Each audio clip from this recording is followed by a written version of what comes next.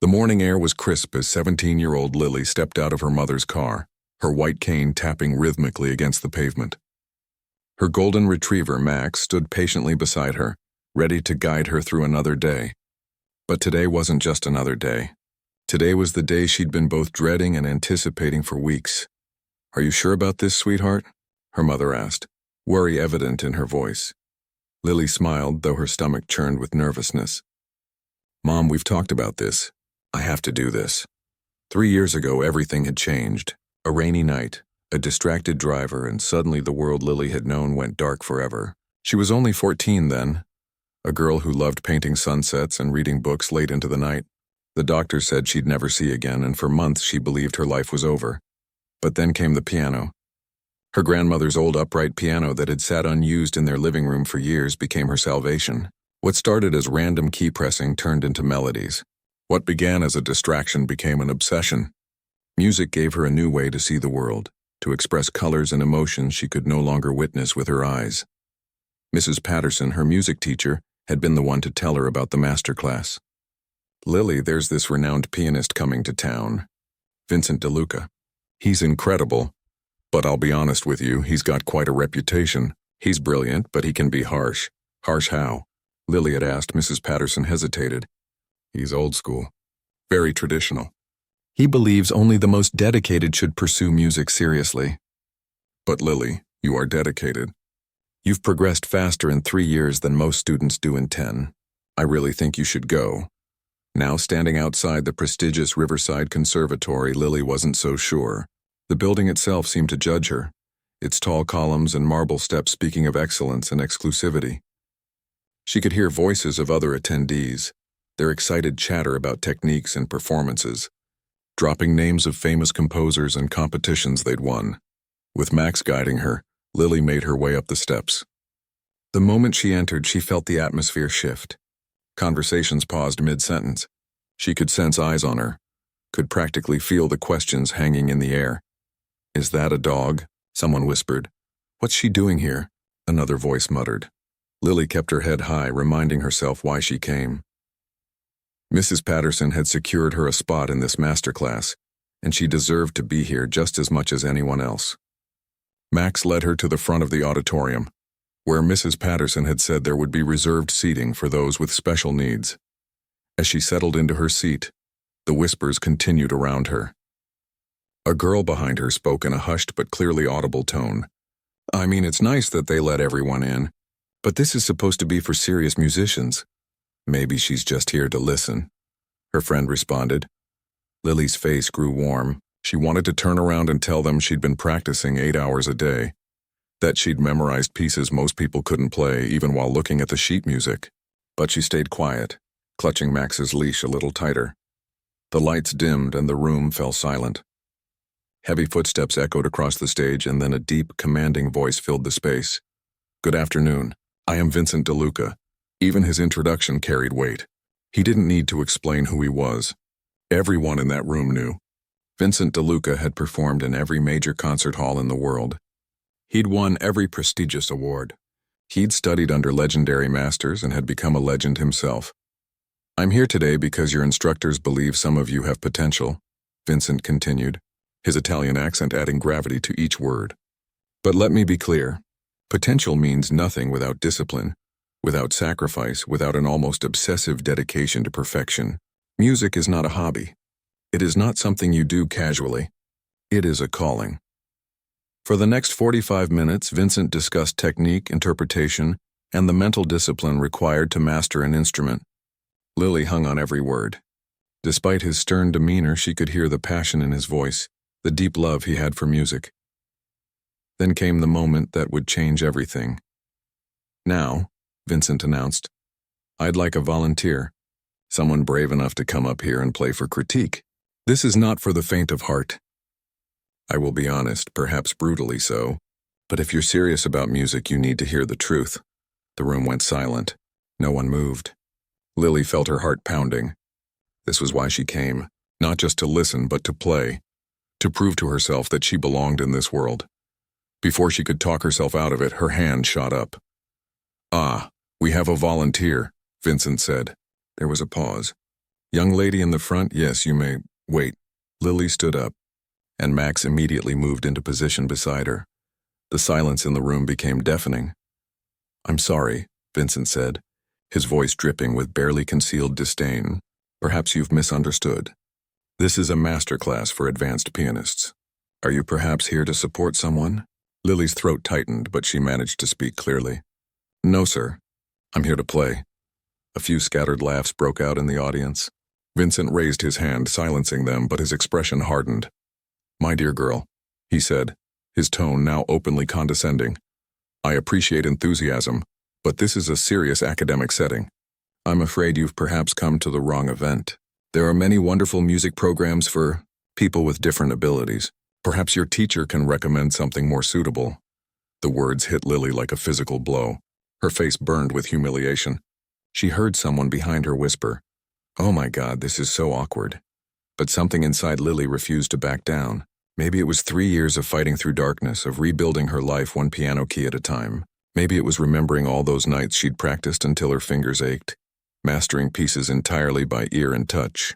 Or maybe she was just tired of being underestimated. With respect, sir, Lily said, her voice stronger now, I am a serious musician.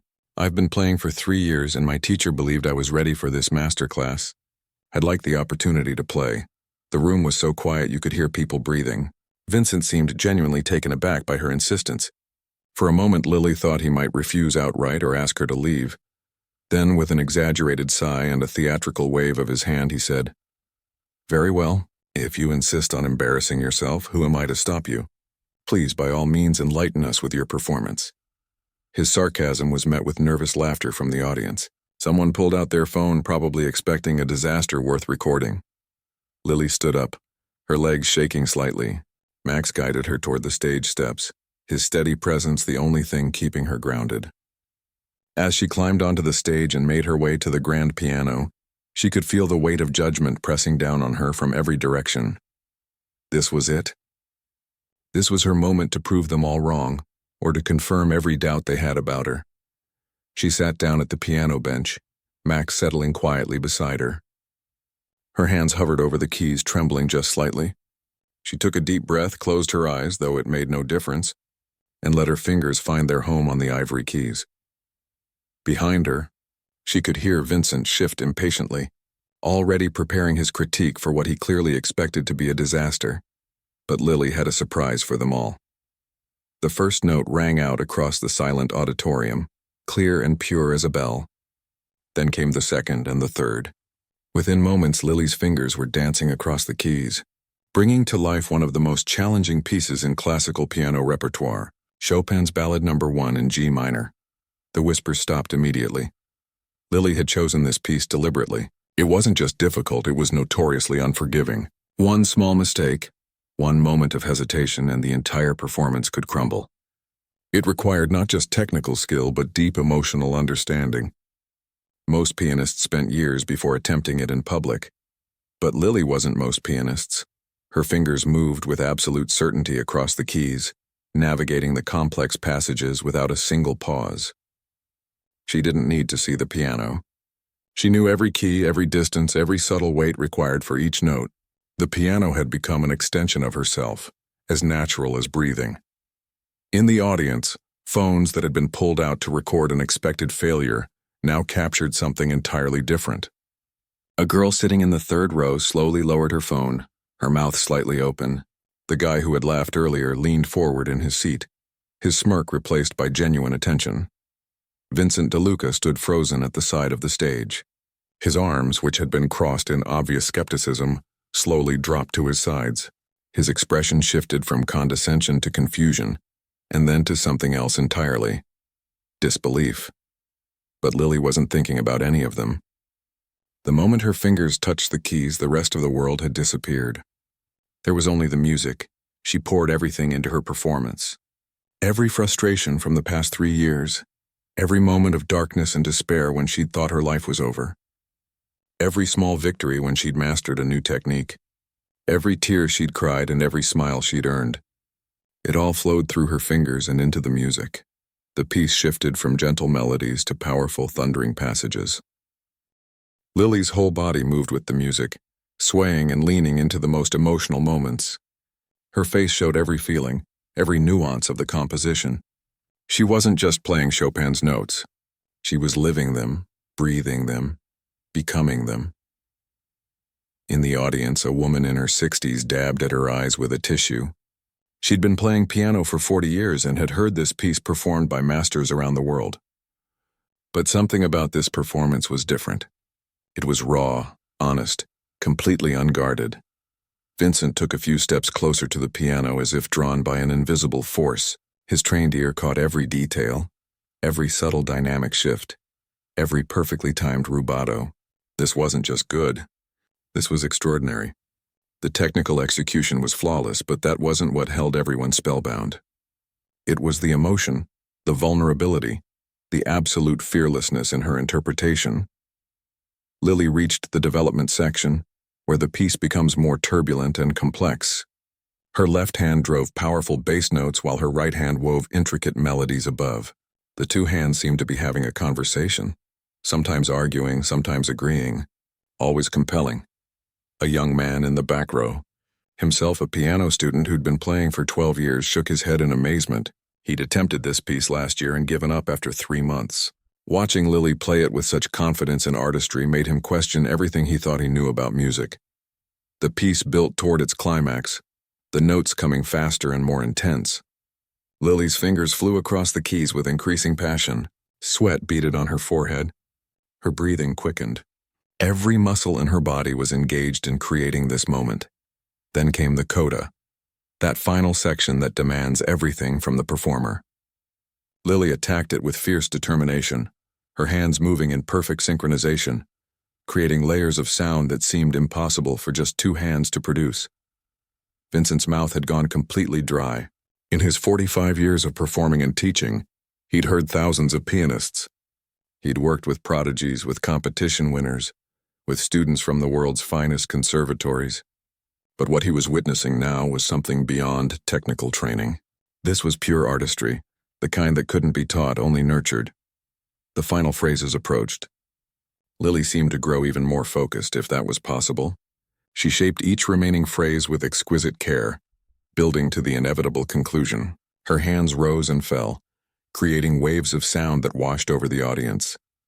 And then, with one last powerful chord, it was over. The final note hung in the air, resonating through the stunned silence of the auditorium. Lily kept her hands on the keys for a moment longer, her chest rising and falling with emotion and exertion. Max remained perfectly still beside her, as if he too understood the magnitude of what had just happened. For what felt like an eternity, but was probably only 3 or 4 seconds, nobody moved. Nobody breathed. The silence was so complete it was almost frightening. Then it broke. Someone in the middle of the auditorium started clapping. Then another person joined. Then another. Within seconds, the entire room erupted into thunderous applause. People weren't just clapping, they were standing, shooting to their feet as if propelled by springs. The girl who had questioned Lily's presence earlier was now clapping so hard her hands hurt, tears streaming down her face. The young man in the back whistled loudly, something he'd never done in a classical music setting before but couldn't help himself. Lily sat at the piano, overwhelmed. She could hear the applause washing over her like ocean waves. Her hands trembled slightly as she lifted them from the keys. Max nudged her leg gently with his nose, his way of checking if she was okay. She turned slightly toward the audience, and the applause grew even louder. Some people were shouting "Bravo." Others were wiping their eyes. The woman with the tissue was now openly crying, clutching the hand of the person next to her. But Lily's attention was drawn to a different sound. Slow, deliberate footsteps approaching from her left. She knew who it was before he spoke. Vincent DeLuca walked toward her, his expensive Italian shoes clicking against the stage floor. The applause began to quiet as people realized the legendary pianist was about to say something. Lily felt her heart hammer in her chest. She'd proven she could play, but what would he say? Would he still find some way to criticize her? Would he dismiss it as a fluke? Vincent stopped a few feet from the piano. When he spoke, his voice was completely different from before. The arrogance was gone. The condescension had vanished. What remained was something Lily had never expected to hear. "Miss," he began, and his voice actually cracked slightly. He cleared his throat and started again. "What is your name?" "Lily," she said softly. "Lily Chen." "Miss Chen," Vincent continued, and now everyone in the auditorium was leaning forward to hear. "I need to say something, and I need everyone here to witness it." The room fell completely silent again. Even the people in the back hallway who'd heard the commotion and peeked in were now frozen, waiting. Vincent took a deep breath, and when he spoke again, his words would echo far beyond that auditorium, far beyond that day, and change both of their lives forever. Vincent DeLuca stood on that stage, looking at Lily, and for the first time in decades, he felt truly humbled.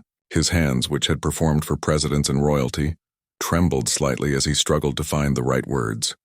"I owe you an apology," he finally said, his voice thick with emotion.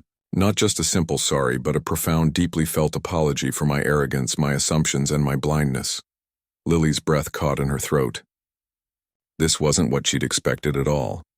Vincent turned to face the audience, and when he spoke again, his voice carried throughout the auditorium. "I have spent 45 years in this profession. I have played in Vienna, in Milan, in New York, and Tokyo. I have studied under masters and taught hundreds of students. I thought I knew what exceptional musicianship looked like." He paused, running a hand through his graying hair. But what I just witnessed wasn't merely exceptional. It was transcendent. The audience remained completely silent, hanging on every word. Some people were recording on their phones again, but this time for entirely different reasons. "When Miss Chen walked onto this stage," Vincent continued, his Italian accent making each word sound more poignant, "I made a terrible judgment. I saw her blindness and assumed limitation. I saw her youth and assumed inexperience. I saw her confidence and mistook it for naivety." He shook his head slowly. "I was wrong about everything." Lily felt tears welling up in her eyes. Max sensed her emotion and pressed closer against her leg, offering silent support. Vincent walked closer to her now, and when he spoke again, he addressed her directly. "Lily, what you just did was not just playing piano. You didn't perform Chopin. You channeled him. You understood something that many pianists never grasp even after a lifetime of study. Music isn't about seeing the notes on a page. It's about feeling them in your soul." He gestured toward the audience. "Everyone in this room can see the keys. They can read sheet music. They have the technical training. But you have something infinitely more valuable. You hear music in a way most of us never will. You feel it without the distraction of sight. And that is a gift beyond measure." Someone in the audience started clapping again, but Vincent raised his hand gently, indicating he wasn't finished. "I have made many mistakes in my career," he said, his voice softer now. "I have been too harsh, too critical, too focused on perfection at the expense of passion. I have crushed spirits when I should have nurtured them. I have valued technique over heart." He looked directly at Lily, though she couldn't see him. "But you have reminded me why I fell in love with music in the first place. Not for the applause or the accolades, but for moments like the one you just created. Moments of pure, unfiltered human expression." Lily couldn't hold back her tears anymore. They streamed down her face freely. Her mother, sitting in the back of the auditorium, was crying too, her hands clasped over her mouth. Vincent took another step forward. "Lily, I would consider it the greatest honor of my late career if you would allow me to work with you. Not as a teacher correcting a student, but as a fellow musician learning from someone who has reignited my passion for this art." The auditorium erupted into applause again, even louder than before. People were cheering, whistling, some openly weeping. The transformation they'd just witnessed wasn't just about Lily's performance. It was about Vincent's public acknowledgement of his own failings, his willingness to be vulnerable and admit he'd been wrong. Lily stood up from the piano bench, her legs shaky. "Mr. DeLuca," she began, her voice breaking slightly, "I came here today terrified. I almost didn't come at all. My teacher, Mrs. Patterson, she had to convince me that I belonged here." Vincent listened intently, his expression pained. "When you dismissed me before I even played," Lily continued, "part of me wanted to run away. To prove you right. To accept that maybe I didn't belong in spaces like this." She paused, gathering her courage. "But then I remembered something my grandmother told me after the accident. She said that the world will try to tell you what you can and cannot do, but only you know what lives in your heart." Vincent nodded slowly, understanding the weight of her words. "So yes," Lily said, her voice stronger now. I would be honored to learn from you, but I hope you'll learn from me too, because if someone like you, someone so accomplished and respected, can change his mind and see people differently, then maybe others will too. The wisdom in her words, coming from a 17-year-old girl, struck everyone in the room. This wasn't just about music anymore. It was about how we see each other, how we judge each other, and how we can choose to grow. Vincent extended his hand, then realized she couldn't see it. "May I shake your hand?" he asked. Lily smiled through her tears and reached out. Their handshake was firm, meaningful, and captured by dozens of phones. That image would soon spread across social media, shared millions of times, becoming a symbol of humility, talent, and second chances. "There's something else," Vincent said, still holding her hand. 3 months from now, I'm scheduled to perform at the Metropolitan Arts Center. It's a benefit concert, very prestigious. I would like you to perform with me. Not as my student, but as my equal." "A duet?" Gasps rippled through the audience. The Metropolitan Arts Center was one of the most respected venues in the country. Performing there was a dream most musicians never achieved. Lily's hand flew to her mouth. "Mr. DeLuca, I don't know what to say." "Say yes," someone shouted from the audience, and laughter mixed with the lingering emotion in the room. "It won't be easy," Vincent warned. "The pressure will be immense. The media attention will be significant, and I'll work you harder than you've ever worked before. But I believe you're ready. More than ready." Lily thought about her journey. 3 years ago, she'd lost her sight and thought she'd lost everything. She'd spent countless nights crying, feeling sorry for herself, wondering if life would ever feel worth living again. Then came the piano, and slowly, note by note, she'd rebuilt not just her life but her sense of purpose. "Yes," she said firmly, "I'll do it." The auditorium exploded with cheers. People were standing again, clapping, celebrating not just a performance but a moment that felt genuinely transformative. Mrs. Patterson, sitting near Lily's mother, was sobbing with pride and joy. Vincent smiled, a genuine, warm smile that transformed his usually stern face. "Then we begin tomorrow, 9 a.m. sharp. And Lily," he added, his voice serious again, "bring that dog. Max, is it? He's clearly part of your magic." Max's tail wagged at the mention of his name, and even that drew laughter from the crowd. As Lily made her way off the stage with Max guiding her, students who had whispered about her earlier now approached with genuine admiration and congratulations. The girl who'd questioned her presence grabbed her hand and apologized profusely. The young man from the back offered to help her with anything she needed, but Lily barely processed it all. Her mind was already racing ahead to tomorrow, to the work that lay before her, to the Metropolitan Arts Center performance that now loomed in her future. It was exciting and terrifying in equal measure. As she reached her mother in the back of the auditorium, she was wrapped in a tight embrace. "I'm so proud of you," her mother whispered. "Your grandmother would be too." Lily hugged her back, thinking about her grandmother's piano, the one that had started all of this. That old instrument had been gathering dust for years, waiting for someone to bring it back to life. In a way, the piano had saved her, but maybe she'd saved it too. Outside the conservatory, the autumn sun was setting, painting the sky in colors Lily could no longer see but could somehow still feel. Her life had changed today in ways she was only beginning to understand. The road ahead would be challenging, but she was ready. After all, she'd already learned to navigate in darkness. Everything else was just practice. The next morning, Lily arrived at Vincent's private studio at exactly 9 a.m. Her mother had driven her, and Max trotted beside her as they entered the elegant building downtown. The studio was on the 5th floor, and Lily could hear the faint sound of a piano being played as they approached the door. Vincent opened it before she could knock.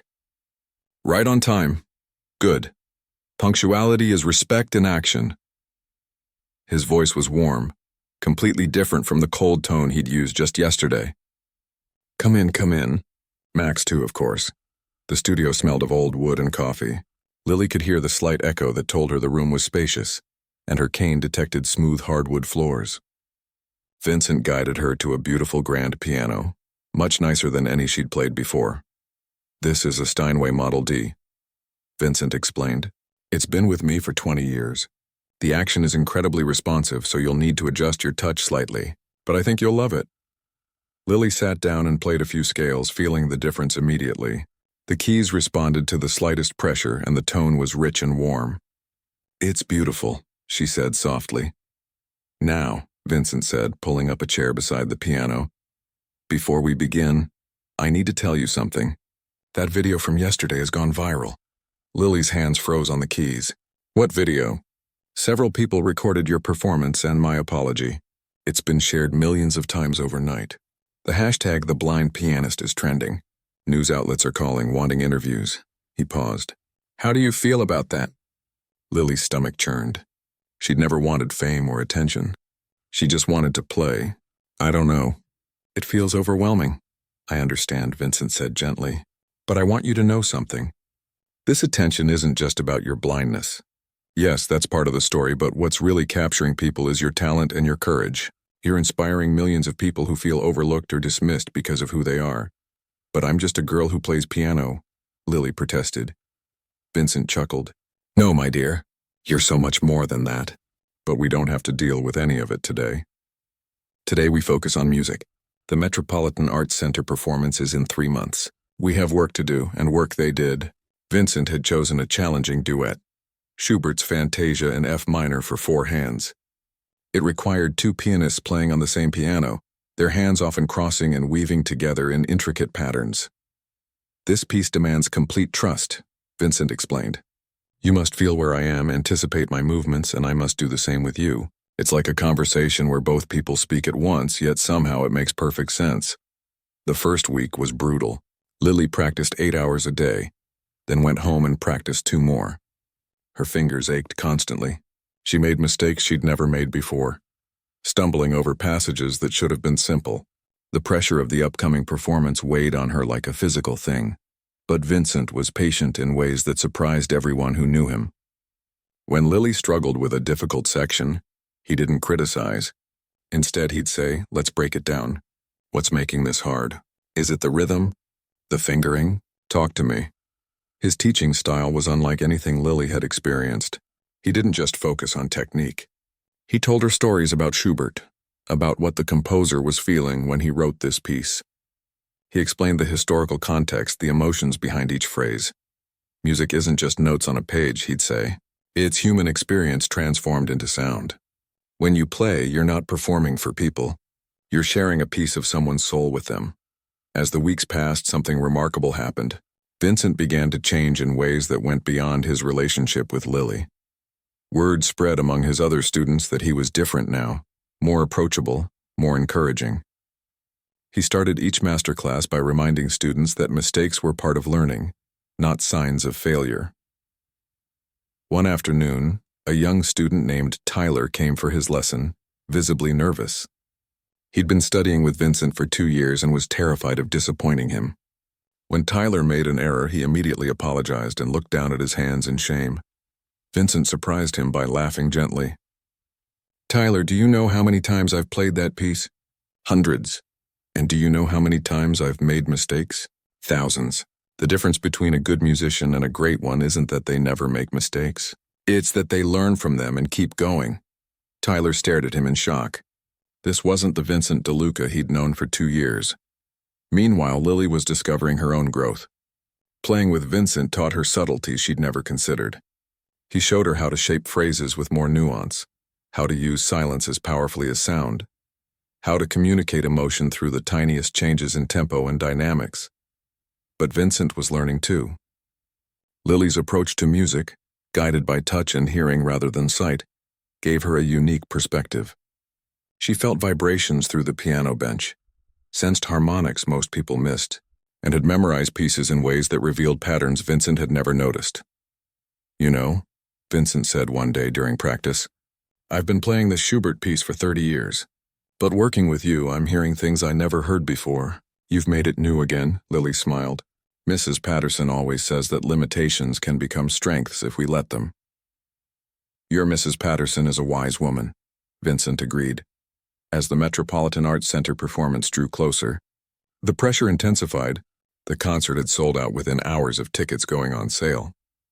News crews had requested permission to film. Social media buzzed with anticipation. Some people were skeptical.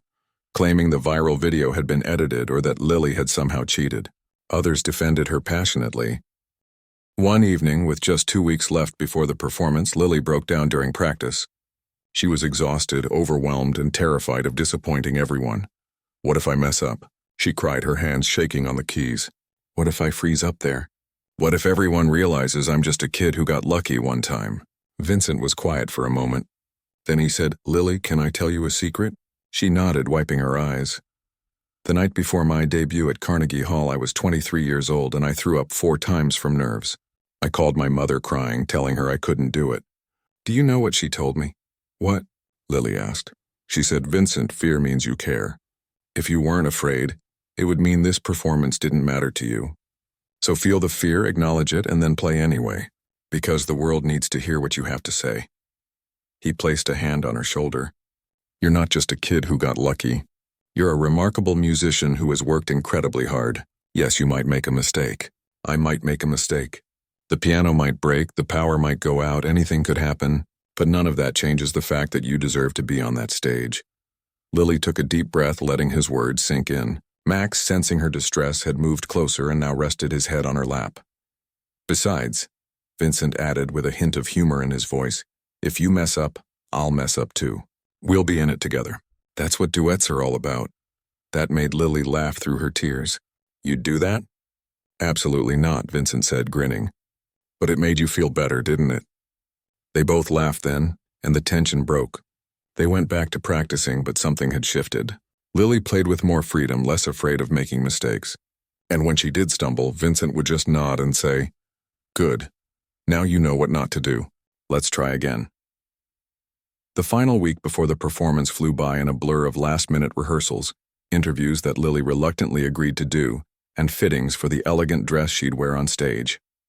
The excitement was building to a fever pitch, but so was Lily's confidence. She was ready. They both were.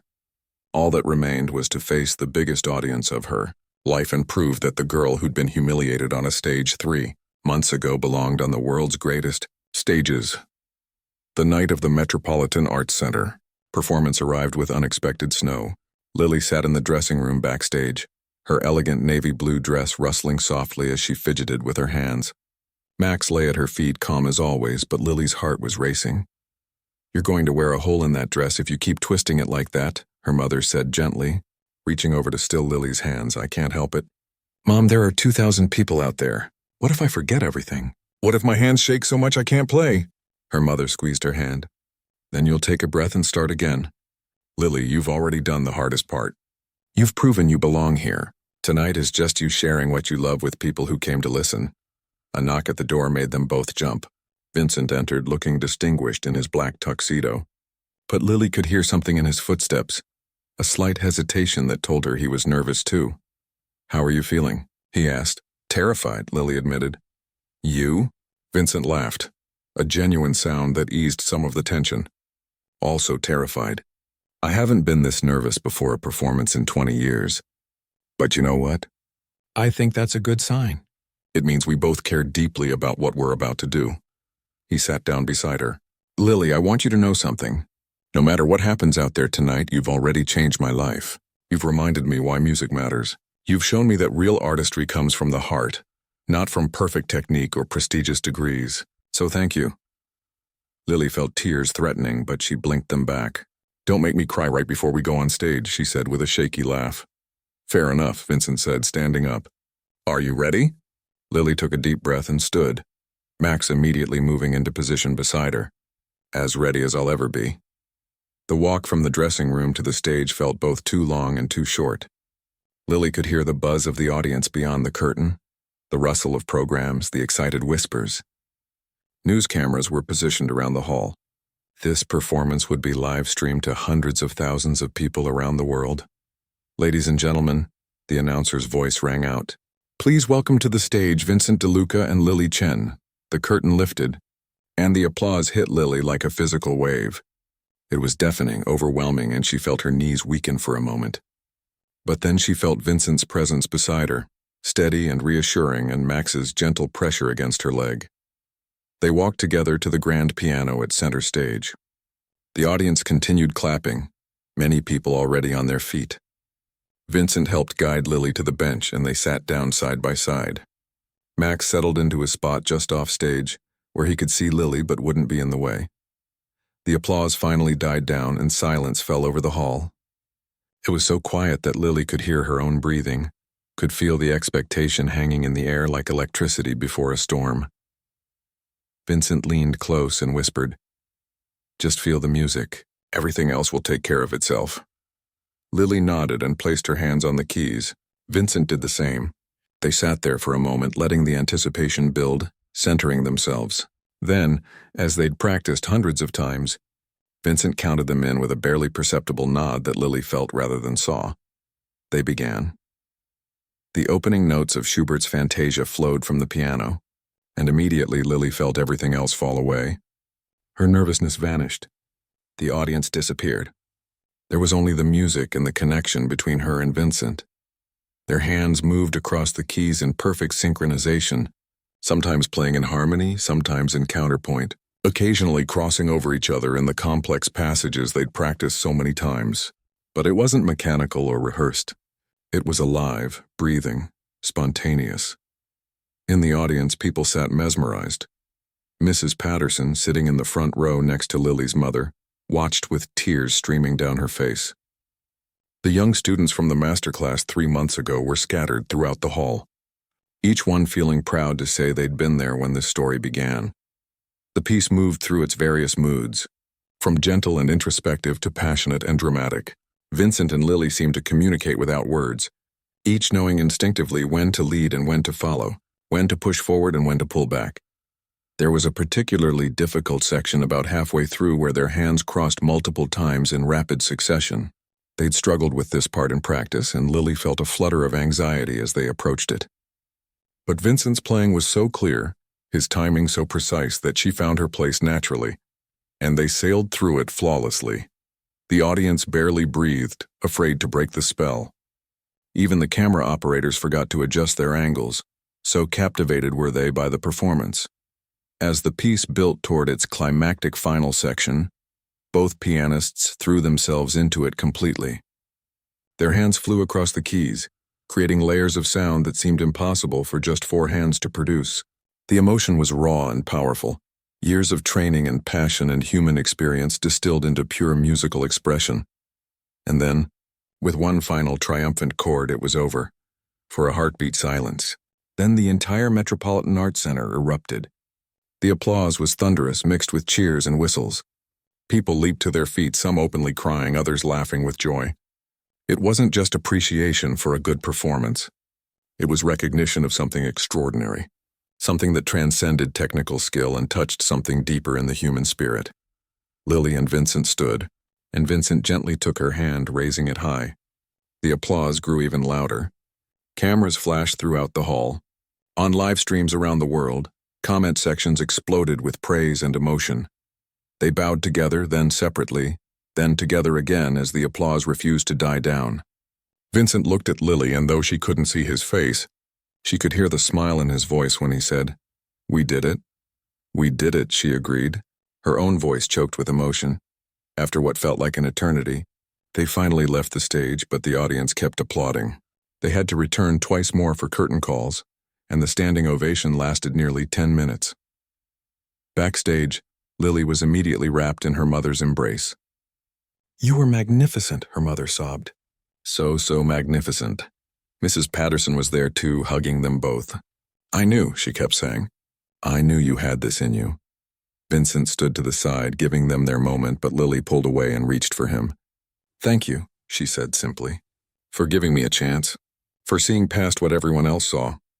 Vincent's voice was thick with emotion. "No, thank you. You gave me back something I'd lost. You reminded me that music isn't about ego or perfection. It's about connection, about sharing something true and honest with the world." The next hours were a blur of congratulations, interviews, and celebrations. The performance was already trending globally. Video clips were being shared millions of times. Music critics were calling it one of the most moving performances they'd witnessed in years.